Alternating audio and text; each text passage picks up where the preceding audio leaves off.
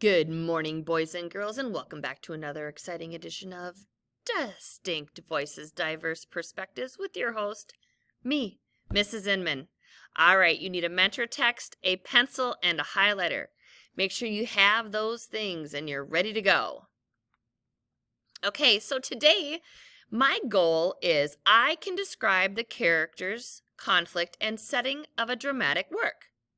So today we're going to be reading a drama called The Flooded Valley. This play was written about life in a farm town in Tennessee during the Great Depression. Now, the Depression was a time of great economic hardships in the United States during like the 1930s. And many people couldn't find work and they struggled. Families struggled financially during this time.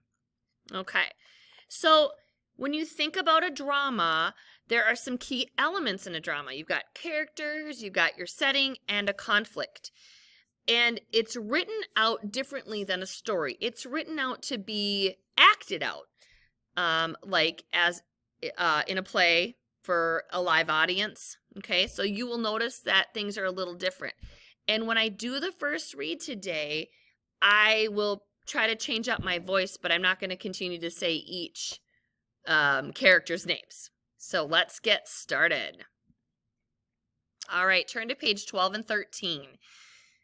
Our first read that we're going to walk through, I want you to circle any difficult or unfamiliar words and make sure you're looking for the three specific words that are listed there: deed, strides, and scurries. All right, here we go. The Flooded Valley by Marilyn Ward. The 1930s were a time of enormous economic hardship known as the Great Depression. In this play, a government agency known as the Tennessee Valley Authority is trying to build a dam that will bring jobs and electricity to rural areas. Our characters: Papa Jennings, farmer, husband of Mama; Mama Jennings, farmer, wife of Papa; Doris, daughter of Mama and Papa; George, son of Mama and Papa; Sylvester Bailey, Tennessee Valley Authority official. Scene 1. Papa is waiting at the TVA offices in Norris, Tennessee. He clutches the deed to his family's land. A door across the room says S. Bailey. The door swings open and Sylvester Bailey walks out. Papa leaps to his feet. Mr. Bailey? Who let you in? Sir, I've got to talk with you about all about the TVA's plans for this town. What is there to talk about? We sent around the pamphlets and the money orders months ago. Sir, you're forcing us to move to another farm that's just as bad as the one we're on now. And the money you gave us for our land isn't enough to start over somewhere. Look, Jennings, sir.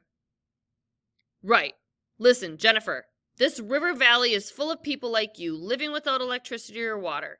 By flooding some of the farms in this valley and building dams, there will be cheap power and water, and some men like you will get jobs.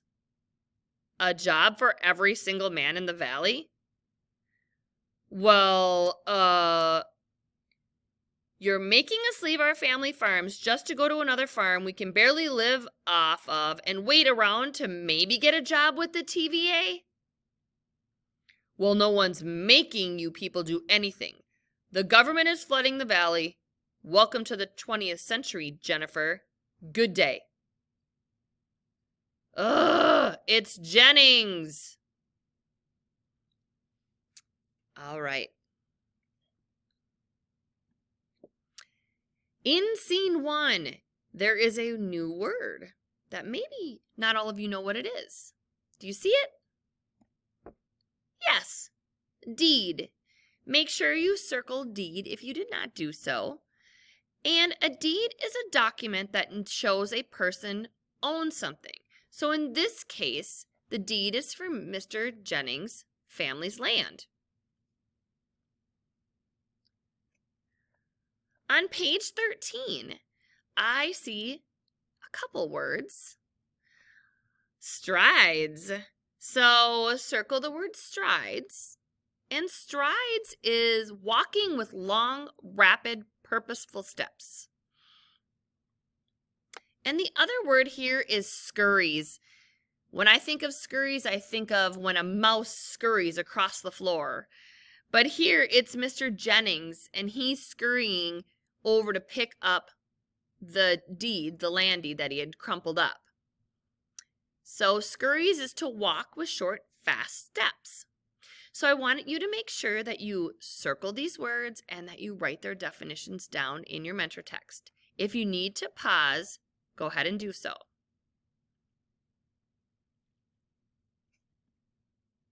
All right, let's talk about elements of drama. So let's start out right here with our stage directions. Okay, your stage directions describes the setting, character movements, expressions, and actions. So it's not necessarily what's being said, it's telling you. So especially when you're not attending live, you can get a picture in your head of what it sounds like, what it might feel like. Your dialogue is what characters say. It's the conversation between the characters. Drama is told through dialogue. So it's your characters talking back and forth. Your scene or acts that breaks the play into smaller parts and allows crew to change scenery or showtime passing. So if you were watching in person, this is the time that allows things to change on set. Like if the curtains were to close, this is when different scenes change. A script. The script is the text of a play, including the dialogue of the actors, speak, and the stage directions. Your cast of characters. Name and information of all the characters in a play or drama. So right away I told you who the characters were, and it told you like in small letters who they are. So their name and who they are. And then your setting, of course, is a time and place in your drama. In our case, our setting is, well, it's in an office at this point, but in Tennessee, in a rural town. Okay, so elements of a drama. This drama is called Where Are the Nuts? You've got your character list, which includes Hazel, the mom, Bruce, the dad, Dopey, Nutmeg, and Cray, who's grandma. You've got your acts or your scenes, which is scene 1 here. It was the middle of winter. You've got your character tag, which your character tag here is narrator 2. And you've got your stage directions. So your stage directions here is wind blowing. It's telling you what's happening. So if we're not attending live, we know that the wind is blowing. And then you've got your dialogue or the conversation, which is here is the narrator 2 is saying, you mean it was cold, windy, and freezing outside? All right. So here we've got our characters for the flooded valley. In B, we've got our scene. Okay. C, that's our dialogue. That's what he's saying. D is our stage direction. So it's giving you kind of a visual as you read as to what's happening. And then E is your character tag.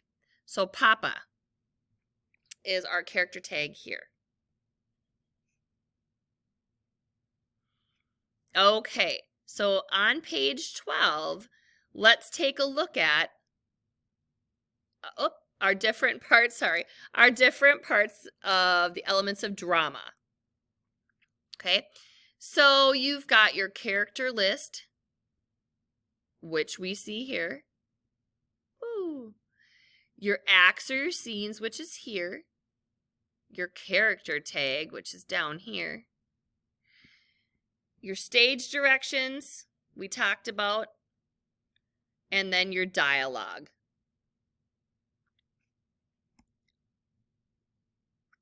I like that we recap this. So, characters tells who he is. It's your character list. Your scene is your acts or your scenes. Stage directions. It gives you the background and the feel of what's happening. Okay, he's straightening up. He seems to remember why he is here. And Mr. Bailey. That's your character tag. Okay? All right, let's break it down. How does Papa feel and why? So between page 12 and 13, how does Papa feel and why? There's Papa. So you can see that there's a word next to Papa's name. Nervous. So he feels nervous. So Papa feels nervous because, well, let's find out why. There's conflict. I underline forcing us to move to another farm that's just as bad. And the money you gave us for our land isn't enough to start over. So Papa feels nervous because there is not enough money to move to a better place and start over. Make sure you highlight and you underline those things in your mentor text and you tell how Papa feels and why.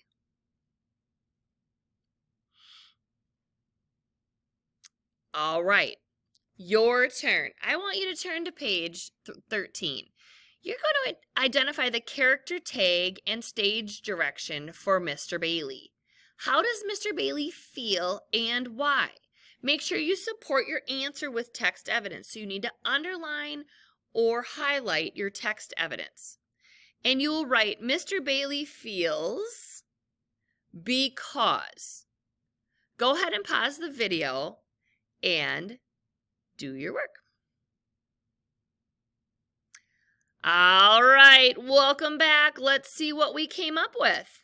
How does Mr. Bailey feel and why? So there's Mr. Bailey.